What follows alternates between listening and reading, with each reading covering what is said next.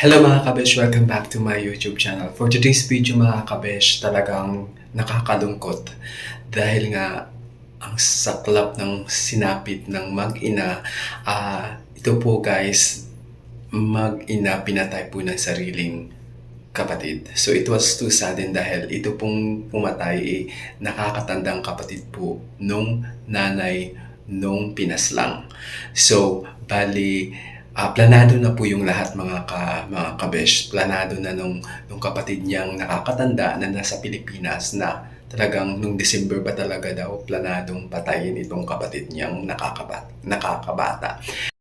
And of course, yun na nga po at umuwi po sila noong February at dumiretso po sila sa Tayabas, Quezon Province sa bahay ng kanyang kapatid na kanyang ate na si Ligaya. Ang sarap ng pangalan, saya no, Ligaya. At